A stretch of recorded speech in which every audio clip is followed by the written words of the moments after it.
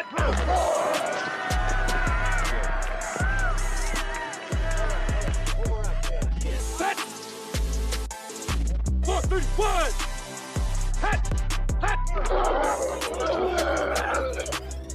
what's up, everybody? Welcome to the Sunday Morning Quarterback. Today we are six, yes, I said it, six pastors who love ministry, leadership, and sports. Today we have the one and only director of the Chattanooga Youth Leader Collective, Pastor Zach Wyatt. Zach, how you doing today, sir? Doing great, Joseph. Happy to be on. Talk a little sports and ministry. Yes, sir. And the prodigal son has come home. Dr. Adam Denny with his Liberty colors. Adam, you doing all right today after the Panthers took another loss? Y'all are lucky I'm here. I'm going to just leave it at that. Wow. Oh, excuse us. You are lucky I'm here. I do not want to be here today, but here. Wow. Hey, it's okay because Paul's team took a whooping yesterday. Paul, I see you rocking your orange, but you hanging in there. You doing all right? You tried to escape out on us today. I tried, but it's okay. The good thing is, Miami's not 0-4 like the Panthers, so that's always a good thing. But otherwise, yeah, it was definitely quite the hit in the chin yesterday. But what can you do? Josh Allen showed up, and he showed up in a big way. So that's all you can say. And I love it. We have I think we have a division rivalry happening, and one that I think is exciting for the East. So that's all I'm going to say. I just like the fact that Paul's watched more NFL football in 3 weeks than he has his whole life. This is called discipleship. 100%. 100%. It's called discipleship. Oh. But John's the optimist of the group because he's just used to his teams going up and down. John, you hanging in? John's there with the your teams? Optimist. Yeah, I am the optimist here. Yeah, the Panthers going to put it together, man. Hold on for Bryce. He's going to come around. Believe in it. Dad, last week we were catching a lot of shellackins, but we're going to save it because we know we got a big game coming up. But did you have a good day yesterday, Dad? I had a great day. I just want to say the star is shining again. That's right. Oh, my gosh. Oh, gosh. Well, we will talk about some sports up front because all pastors love sports as we do. And then on the back end, we're going to talk a little bit about church attendance and just some overall trends that we're seeing in the church, not only in student ministry, but in the church as a whole. So let's jump in here first. Adam, I'm going to hand it to you. What were your biggest reactions from yesterday's NFL week? And we'll start NFL, and then we'll segue to college here in a bit. What'd you notice? Well, I'm going to be a bit biased in my sorrow and say that the biggest thing that's jumping out to me is how great C.J. Stroud looks. And back on the podcast before the draft happened, I remember saying my biggest fear is that Stroud is a great quarterback and Bryce is a bust. Now, I don't think Bryce is a bust at all. If you look at his numbers, you look at the tape, you can see he has nothing to work with. Boy, C.J. Stroud looks amazing. And honestly, I'm happy because in due quick time, they will be the best team in Texas. Man, bombs dropped. So you Cowboy fans won't even be the best team in your own state soon enough. Hey, Dad, we got to be careful before you know it. Adam will have a Texans hat. Oh, yeah. Slowly coming our way. I'm just going to take that one in stride. He's already got the colors. All right, hey, since you got to do that, all right, let me say this. Oh, dang it. I just tried to take it in stride, Adam. Y'all been hitting me with the slander when I've been away. Right? Now I'm here. I'm looking you in your eye. Here's the thing. You guys, some of you switch teams. All I do is add teams from time to time. You guys switch teams. You abandon your teams. You're unfaithful to your teams. Oh, goodness. So stop that talk, man. Oh, gosh. John, what stuck out to you? Bro. Just to note, some of our teams died. Literally changed names. Went to a whole different team.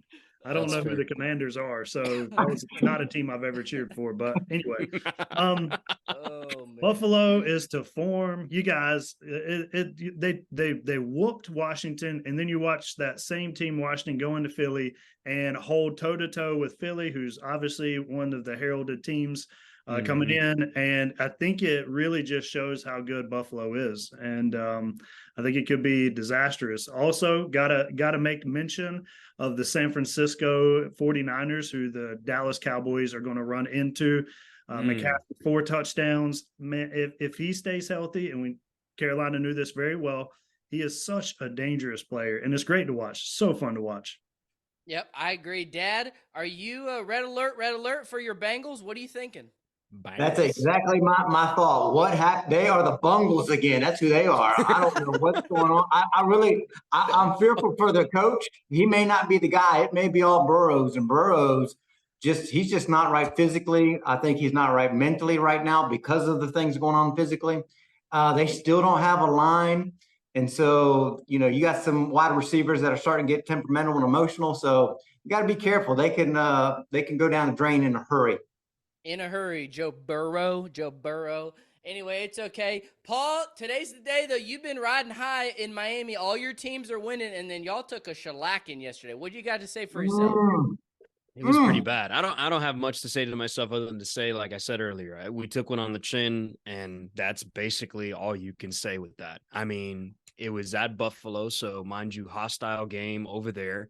They were going to come out to prove a point because of what Miami did to the Broncos last week. And so they were not going to just simply lay back and allow Miami to just roll over all of them with their offense. I mean, that just wasn't going to happen. And like I said, Josh Allen stepped up. I mean, I think when Adam texted us, he had a QBR of 158, which is ridiculous. And then on top of that, like the guy struck gold with Diggs. I mean, the dude had 3 touchdowns, went for 120 yards. On top of that, he had no interceptions whatsoever. I mean, the guy played out of his mind. I mean, here's the thing. They played well, and all credit to the Buffalo Bills. Tip your hat to them. We'll see them again later down the season. And I'll say this, it's very hard for an NFL team to win twice against playing the same team in the season. So we'll see what happens, but I'll tip my hat. Good job, Josh Allen. The dude played really well. Hey, let me give you a little bit of hope there, Paul. Jalen Ramsey is coming back soon. Yeah. So you put him on that defense on Diggs, and he may be able to make a difference. Oh, man. Go ahead. On Monday, I was just going to say my imagination went to Paul going to the Amazon cart and saying, remove this from my cart with the Dolphins jersey. Yeah. It really changed real quick there. It did. In fact, Fanatics was just throwing me a bunch of stuff out there with like, hot deal here, 30% off this. And I was tempted. And then I said, nah, I'm good.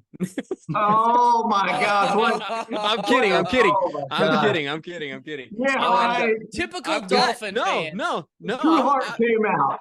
No. Right all along. Oh, stop that, bro. That guy's going to be a Texas fan next week. Give me a break, bro. Well, you ain't going to take any digs at him now. Come on. And plus, he's got other colors. He's got to buy the following week after that when Miami beats UNC. So it doesn't even matter, bro. Gosh. All right.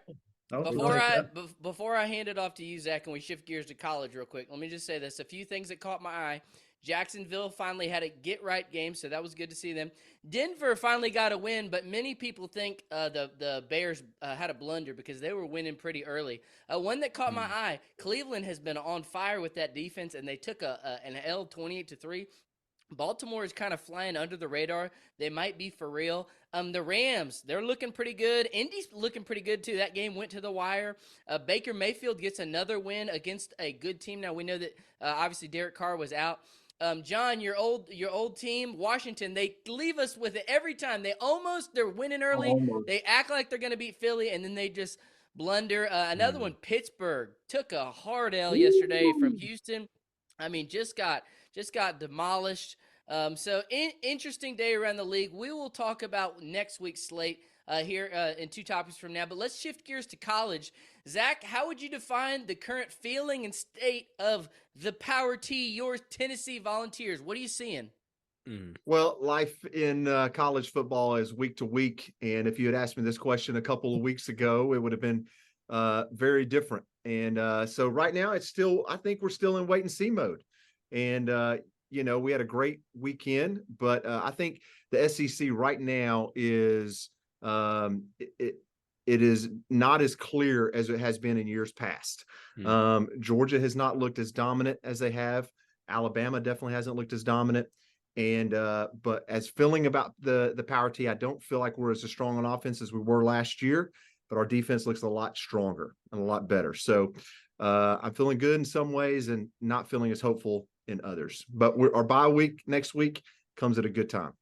Good thing for you guys, Zach, is y'all's coach, man. He reminds me a lot of the coach for the Dolphins in the NFL. and he just can dial up that offense. You can tell he's an offensive specialist. I think you guys are in good hands for the foreseeable future as long as you can keep him there. But, John, I know you got to watch a good slate of college football. Your Tar Heels won. What stuck out to you? This guy can't even keep up with the teams here. Oh, get a bite. Anyways, so yeah, I was looking at the Notre Dame and Duke game. How great is it to have a ACC game that two ranked teams, two unknown teams go toe to toe and really carry on a great game with the little bit of floundering happened in the SEC and a pretty prominent team or two jumping out in the Big 10, Big 12. It's good to see some people playing in the ACC. It's not Florida State or Clemson that's ranked. And so it was a good game. Obviously, I was pulling against Duke because I'm a Christian, can't cheer for the devil. But in addition to that, you got Catholics on the other side. It was a tough play right there. But I'm thankful that it was a good game. It was an encouraging game. It was one fun. I agree, John. I think that's the first time I ever cheered for Notre Dame, but boy, was I. Wait a second. Did Carolina lose this weekend? No. Notre Dame barely beat Duke at the very end. Oh, okay. I got you. Adam, what stuck out to you? I know Liberty's looking good. What are you seeing? What stuck out to me is I don't think the SEC is as strong as it has been recently, as Zach was saying. And here's what stands out to me, because Auburn almost beat Georgia. I don't think the SEC is going to put the national championship up this year. I think you are seeing a lot of parity. A lot of people are attributing that to the NIL and the way that's changed things. But, man, when I watch Caleb Williams, and then I can look in the Pac-12 and see Oregon and Washington, and we saw Colorado hang with them, and I look at the other conferences, those top schools, there's just such parity in college football, and I like that. I don't like when it's Georgia and Alabama are ranked 1 and 2, and it stays that way the entire year. And this is really going to gear us up and get exciting next year when there's 12 teams in the playoffs. So I think the SEC this year is beatable. That's my take. No, I agree. I see Carolina had a bye. I missed that one. Dad, what did you take away from the Colorado game? I know you've been watching Oregon and Washington in the Pac-12. It's funny, all this hype around the Pac-12 quarterbacks, and then this is the last year their conference will be together. Yeah, it was interesting to see if USC could slow down the Colorado offense. We know that they slowed down with Oregon. So I wanted to see if USC had tightened down that defense, because we know that offense is prolific, and they didn't. And so I think that's still going to be their Achilles heel. I've been watching Oregon, and Oregon looks tough. And I'm keeping my eyes on Washington. Just remember Washington. They are looking stout. They got NFL guys all over the place. Their quarterback is amazing. Their coach is really good. Watch Texas. But my team that I'm really watching that I think can win this whole thing is Michigan. Michigan has been knocking at the door. They've got, the thing with Pac-12 that scares me is once they run into a good defense, and we know that the SEC's defense is not what it used to be this year anyways, but it's still stout compared to what the Pac-12 is playing. So, but Michigan is in the middle. They've got a good offense. They got a good defense. They've been at these games. They got a good coach. They have an experienced quarterback. So keep your eye on Michigan to kind of bring this thing home. But I think Georgia's definitely beatable. I agree with Adam.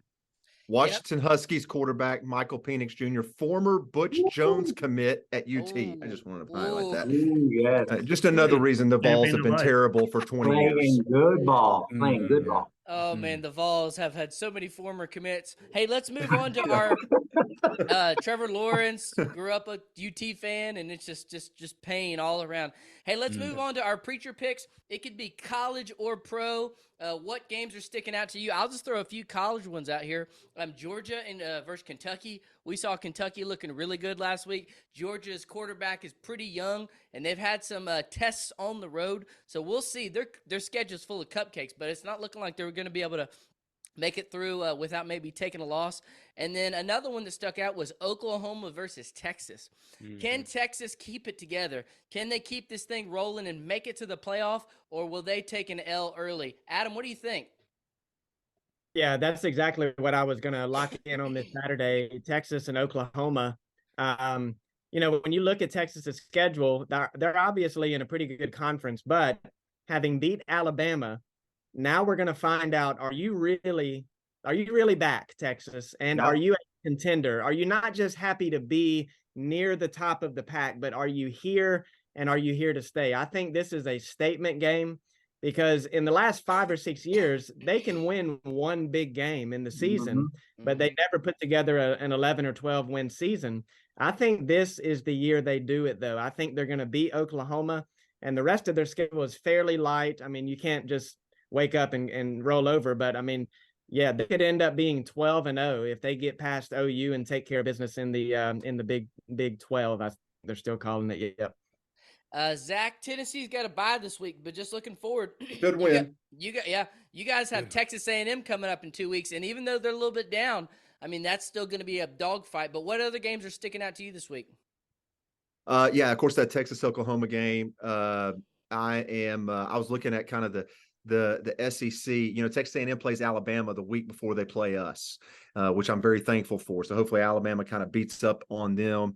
And going back to that Oklahoma Texas game, I agree with Adam. I think Texas is the better team. You know, the question always asking kind of at this point in the season with any team is who have they played? You know, who are they at this point? And so with Texas, you look at, well, they beat Alabama, but Alabama's still working in a new quarterback. They beat several backup quarterbacks in Kansas, and I'm trying to remember the other teams that they've beaten. So we're going to really see who Texas is. And the same with Oklahoma. I mean, they were really turned their season around from last year. So really excited about that matchup. Yep, that's a good one. Paul, what are you watching? Yeah, same as the rest of the guys and what they've mentioned. I mean, that's going to be a big game with the ones that they mentioned from Texas, Oklahoma. That would be good, along with other ones. But honestly, I'm looking forward to the Miami game. Of course, I'm going to be watching that one. It's at Miami Gardens. It's against Georgia Tech. I mean, it's an ACC, rivalry thing that we have going on with them. Has been for a little bit. Not huge, but I mean, we always have issues with them or Virginia Tech. Can't stand it. So you might get like 2,000 people in the stadium. You think? Maybe. Who knows? All right, let's see. I mean, it's a toss-up, bro. Maybe we can flip a coin. It might be 2005 people there instead of 2000. I don't know, but we'll see. It should be a good game. I'm really honestly just waiting for the Chapel Hill game. That's what I'm waiting for. I think we're gonna have. Hey, Zach, we got a lot of Carolina fans, and obviously Paul's a Miami fan. We're gonna have some pulpit wagers, like some jerseys being worn in the pulpit. Paul's been wearing Carolina blue one Sunday each fall for the last 5 years, and that's gonna continue this year.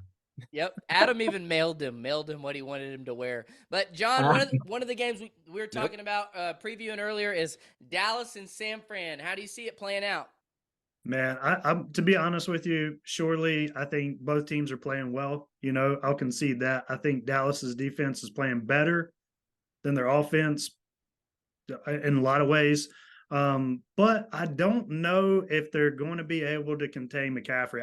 I'll be really surprised. He's going to be the most athletic guy on the field. He usually is when he steps on the field. 4 touchdowns last week. Purdy only missed 1 pass last week. I mean, they're playing out of their mind. Defense is not as strong as Dallas's, but I really think San Francisco is going to edge it out by about 3 points. I think it's going to be a close one. I think there'll be some scoring that's going to happen. I think Prescott, so long as he doesn't give the game away, he's got a shot to pull it off. But I think it's going to be the best one to watch this weekend. I agree, man. Christian McCaffrey, what he's doing right now is just is incredible. The thing for us, just to give a little truth serum, and Dad, we can kind of get into this. The defense got right yesterday. Dak's playing good, but man, Mike McCarthy, he does great between the center of the field all the way up into the red zone. And he's got that West Coast, the ball's getting out quick, so they're not pushing it down the field, but getting the ball out quick. But the problem is he's an old school guy, and he doesn't have the new school scheme that you see some of these coaches just getting people open, whether it's rubs or picks or whatever. And so we just break down in the red zone because our sequencing has just been bad.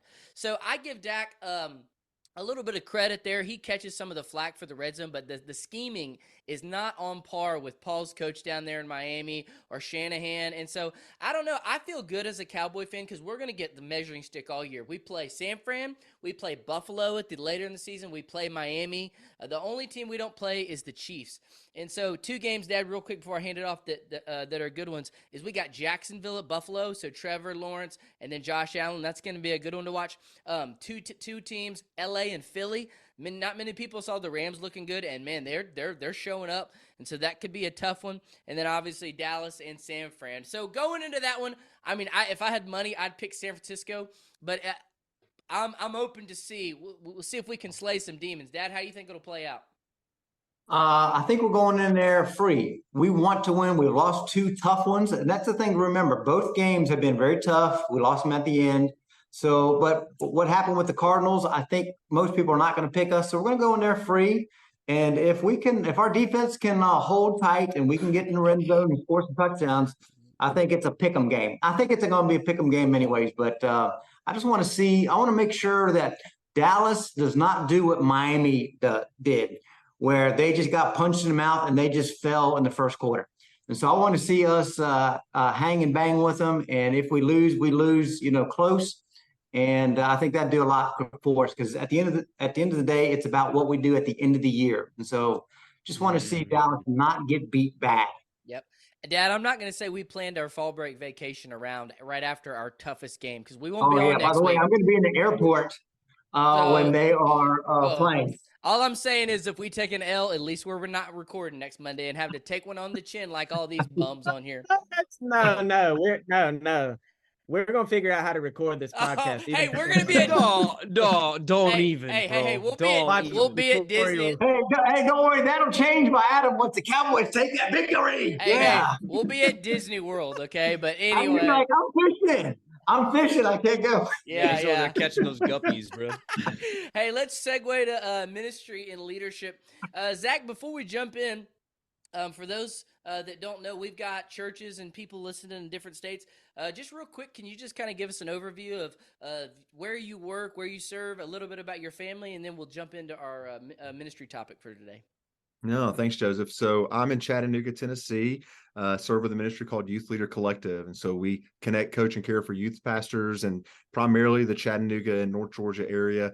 We have area networks to get youth pastors together to pray for one another, care for one another, resource one another. We do a conference once a year. And most every day I'm sitting across the table from a youth pastor to just coach or care for them. And so that's any way we can do something. We tell youth pastors we want something for you, not from you.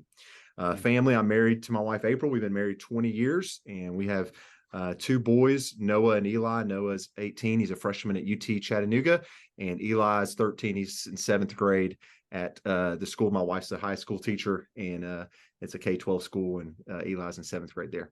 Very cool. Very cool. Well, you, Zach, were a youth pastor for many years, and you recently just came out of an interim pastor role. And so what we're going to talk about today is we're going to talk about church attendance, not just on Sunday morning, but across the board throughout ministries. And we know that church attendance was dramatically affected in the post-COVID church. So, Zach, I'm going to set you up for the first question, and then we'll just kind of bounce it around the horn and organically talk about it. But it's widely agreed upon that church attendance continues to decline across the board. My personal opinion is that 100% of the time, 40% of the people won't be there. And this could apply to our Sunday services, our small groups, our student ministry or children's ministry programming. And so a lot of pastors bemoan this, but what I want to just kind of break down is what are some of the reasons for this, but more so, how can the church respond to it? No, that's good. Well, they say now regular church attendance is just once a month, and which is hard to fathom, I think, for many of us who probably grew up in some sort of church context, going 3 times a week or whatever that is. And, if you look at all the statistics, especially Generation Z, which is really just our high schoolers and then our college students and up, that is, there are more what they would call the nuns, as we all know, that those who have no religious affiliation at all, than there are Christians. And that may not be the case for much of our context. I'm in the South, but when you look at where we are in the United States, there is more religious just apathy and more just nuns than there is ever in the past. Why is that? I'd love to hear from other people. I think that one of the things we say here, we have a sister ministry called the Pray For Me campaign that is so focused on helping create intergenerational relationships in churches. And I think one of the sayings we have is that so many students and children, they grow up and they see the church as an institution, not as a family. And I think that's one of the things that's going on is that issue. I think that just the lack of genuine community in a church. We've siloed so many ministries out, youth ministry, children's ministry, college ministry out that we see it as an institution, that we don't see it as a family. Church, and I think that, and this is anecdotal, but I think we're seeing it. There's so much polarization now in politically, and I think that young people are seeing a connection between what's happening religiously and what's happening politically, and a lot of them don't enjoy that, don't like that. So those are just a couple of my thoughts. I have other thoughts, but I want to hear from these other leaders as well. Yeah, sure, John. Yeah, I think you've hit a lot of it on the head. I would just kick in as well the absence of family worship. I think it's bar none that historically, dating back to the religious freedom part of our country, is it was pretty normal for families to gather in daily devotions and sing songs and praise. And I think honestly that the church is an outpouring of that family worship. As families are gathered together and worship in their own context, they gather together in a local community and worship together, and they've bridged that gap, like you're talking about, with family being a part of the church as an institution, because now it's a place I come to do religious rites or whatever you would call it, rather than it's a place where I continue the worship that's already happening in my home. And I think reclaiming some of that family worship will really help solidify some of the faith of the younger generations, and hopefully instead of being pulled away towards things of the world, which we know is great risk, we have the opportunity to see God weave families in a tighter knit community and see maybe a little less transient nature across our life, really. That's good, Adam. Yeah, I would just maybe add that what John was saying there, in the context of a local church, you guys joke with me, but I'm a big advocate of more corporate times of worship and fellowship. And so I think churches would be wise in this distracted age of the unchurched, of the deconstruction and all that kind of stuff, to really think about what does it look like for us to really be a church community. You're starting to see a kind of a comeback of, neighborhood style churches, where people are starting to get, like John was saying there, the transient lifestyle that has become so normal for everyone. You're starting to see younger people almost push against that. Now, granted, that's a minority of them, but you're still seeing that. So I think leaning into community, and whatever that looks like in your church, God bless you. I mean, it can mean something different for every different church, but, providing different opportunities so that it's just not once a week, oh, we missed church, I guess that's it for church this week, and allowing those to kind of facilitate more engagement. It's good, Paul. Yeah, so I mean, a lot of what these guys are saying is right and true. I'm trying to think carefully too, because I don't want to add more to what's already rightfully been said, but because we're talking a lot about cultural analysis, I think, of what's happening and ways to be able to kind of re-engage people within. So like, I'm trying to tell me, that's a long way of saying, tell me the question again, bro. Yeah. So, what's the reasoning for church attendance going down, and how can the church respond to it? Gotcha. Okay. All right.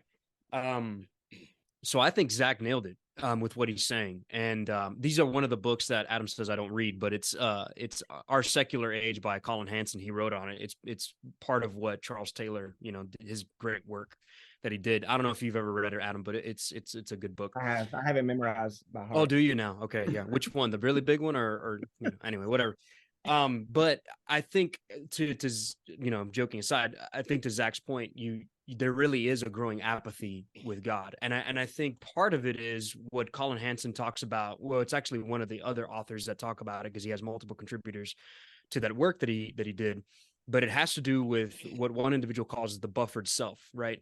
And what that means is you have a group of people right now that they are the center of what they can be able to describe as how they can get meaning and understanding apart from God. So they don't need it anymore. I mean, it's the height of expressive individualism, right? It's where you find yourself at the center of being able to say what truth is, what meaning is, And so God really isn't at the center because he's not necessarily needed. But yet what's so interesting about all of that is that you have this longing for the transcendence, for something greater, for something bigger, but finding it in so many different ways that it can't give you what only God can be able to give you. And so what's interesting is you have the dual irony of you have Gen Zers and even some millennials that want to become the center of what they want to bring meaning to their life at just doing it themselves, but then they'll write a memoir at the age of 22, which doesn't make any sense, right? You haven't lived life long enough to be able to even, like, the guy in Ecclesiastes would look at you and say, "Are you serious right now? Like you Yeah. haven't even lived." Paul, I was going to say, what you're saying, do you think, and all of you can chime in, do you think that in the postmodern age, that almost we're a postmodern age, are we kind of at the end of the book of Ecclesiastes as a society, kind of like what Paul was saying? Like we're kind of at the end of the line here about this expressive individualism. Does that make sense?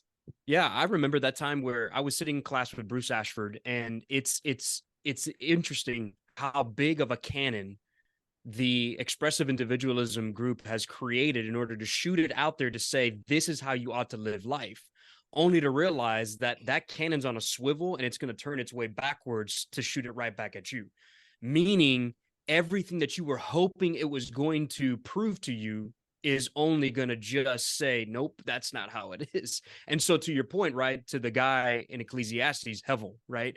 Hevel. It's the Hebrew word for, it's just smoke. You're grasping at something that's not even there to be able to actually be grasped.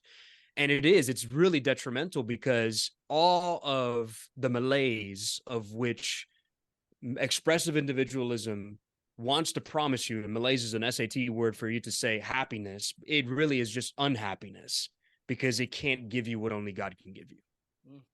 That's good. I'm going to kind of segue us into the next question, then Dad, I'll hand it off to you. Zach, one thing I think that's interesting, you've seen a shift in student ministry of a lot of churches were doing it on Sunday night, or like, my dad's in Nashville. There's just no way to get people all over the city at church on Wednesday night. But now sometimes it's like Wednesday night works against Sunday morning. It's like, well, we came Wednesday night, so it's like a pick 'em. Like, well, we came Wednesday night, we don't have to come Sunday morning. That's an interesting part for us. Here in Burning Bush is in a Ringgold, very local community, and sometimes our Wednesday night attendance eclipses our Sunday morning, which is interesting too. But I want to segue us into the next question because I think the two go hand in hand. Dad, I'll jump in first and then I'll hand off to you. So the next question is, do Gen Z and millennial, we'll just hang out there specifically, do they have an improper view of why we go and why we need church? And one of the things the Lord has really been just impressing upon my heart and our church ministerially is to hammer down the core values. One thing that I've really been trying to teach our young adults is there's two things on why we go to church. We've all said people have the wrong perspective of church. So many of you have a checkbox. Okay, I went to the gym today. I went to work today. Okay, I went to church today. But the two essence components of why we need church are the Word, to sit under the Word in the flesh. The Word transforms our heart. It convicts us. It pushes us. It calls us out of sin. And then community, like we've been talking about. And so my young adults, the 18 to 25, I'm with them 1 day a week, and I'm just trying to reprogram them to think about church. It's not, you don't go to sit with your mom. You don't go to fulfill your volunteer role. You go for the Word and the community. And one thing I think that we as pastors can maybe do a better job of, maybe you're going expositionally through a book. And this fascinates me on how Zach said they only come once a month now. So if you're going through the book of Philippians, and they're catching 1 out of every 4 messages, I feel like we need to adapt our ministry programming a little bit. And one of the ways we can do that is becoming more value-focused. And I think sometimes we kind of negatively speak against sports and families and different things like that. But maybe make a value. Hey, man, here at this church, we believe that Sunday is the best day. Why? Because we sit under the Word together. We have community together and retrain and just push that value lovingly and as a shepherd in a positive light. Hey, we're not worried about complaining about everything else. All we know is that there is power in sitting under the word together. There is power in having community and allowing the Lord to work in your life and in your family. So, Dad, how can we go about shepherding parents and teaching the next generation to have a proper perspective of why church? Well, first of all, I think today most people think that church is a hobby, and I think that is a problem.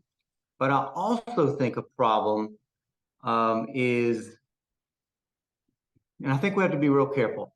I think that the way people view their relationship with the Lord, for instance, God is for me. God wants the best for me. God, and we know that that's how God can serve me rather than the proper view. So we know that there's an improper view and there's a proper view of no, it's not God for you. It's what and how you can serve God.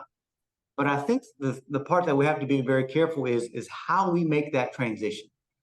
We have to be very Holy Spirit led. We have to be wise. And that's why we try to get the information of today's culture so that we can see where they're at and then begin to have that transformation. And I think sometimes as pastors, we try to do too much in our own mind and our own wisdom, and we just kind of push the Holy Spirit out. And so we're not Holy Spirit led. And so I really believe that, trying to take what is improper and make it proper, I think we have to be very, very careful because we can preach what it should be, but rather than trying to grab someone by the hand and carefully and gently and with love and mercy and grace begin to slowly change that process of how they see and understand God in their life. And sometimes I think, we want it so badly, we just make it happen. And we find a scripture verse and we just hammer it home rather than taking some time, allowing the Holy Spirit to lead and guide everything that you do as a leader, how you train your church and the culture that you're setting within your church. And I think from what I have seen, because, this generation is looking for meaning. And so they want it, but they needed to be guided, not slapped or pointed or say, what's your problem? And because we want it so badly. Pastors, we want it so badly. But I think we just have to be very patient. And again, I'm going to say again, Holy Spirit led, much time in prayer, and allow God to do what only God can do. Zach? I'm probably not answering the question, but That's fine. What Joe just said and what John said earlier, just kind of connecting these things. John was talking about family worship and what Joe just said about using that word hobby. And really what everyone's been saying here is I'm just thinking about this idea of where our families are, where people are, and church is just another thing. People talk about, you talk about just checking a box, Joseph, this idea of, how do we help our families see that church isn't just another thing? And how do we help them see that it is something that is so much more? And if we look at the statistics of students that are walking away from the church after high school, and after college and all of that. And the reason so many of them that is the reason.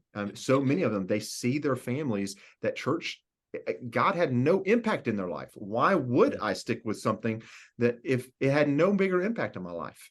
And, one of the illustrations we use here is, we live in a very outsourcing society. We outsource my kids' baseball lessons. We outsource my kids' math and tutoring. We outsource everything. So we outsource religious instruction. You guys are the experts. And so why would anything else happen at home?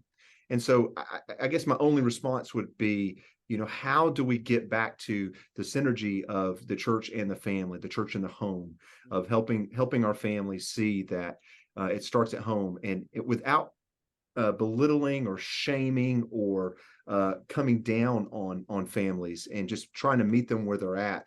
So like what John was talking about, family worship, I think is beautiful, but for a lot of them, you talk about family worship, that might feel like a large step. How do we help them with small steps of saying, okay, this isn't John's job, Paul's job, Joe's job. This isn't their job primarily. This starts here. How do we do that? I don't have the silver bullet, but I think we've been thinking about that question. How do we see that happen in our context? And one of the things that our next gen pastor introduced was catechism, teaching scripture, memorization of this back and forth. And then the worship team jumped onto that idea and recorded a song to be able to sing together. And they released it with all of our people singing, just like we do when we gather on Sunday, our people, and encouraged the families to sing this song together with each other throughout the week. And then on the fifth Sunday, we'll be together. We'll sing it here collectively. And so it's trying to weave in like the siloed approach in ministry. We're not just, well, my students are over here doing whatever, and this is over here doing whatever. How do you integrate those ministries together and see them as beneficial to each other? That really takes someone believing in the proximity of the family as the nucleus of a gathered church together as a family, and sees ways to connect the dots for them. Like you said, a step, I can listen to this song with my kids in the car, at home. They'll know the people. I'll get to explain, oh, this is Aaron's voice. This is so-and-so playing. They know those people, and you can worship together. And then Sunday, we're going to arrive and we're actually going to sing that song that we've been singing for the last month.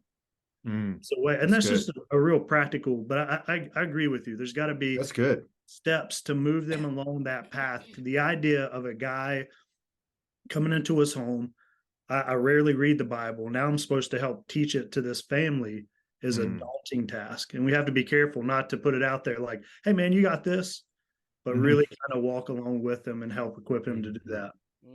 Adam, got any final thoughts?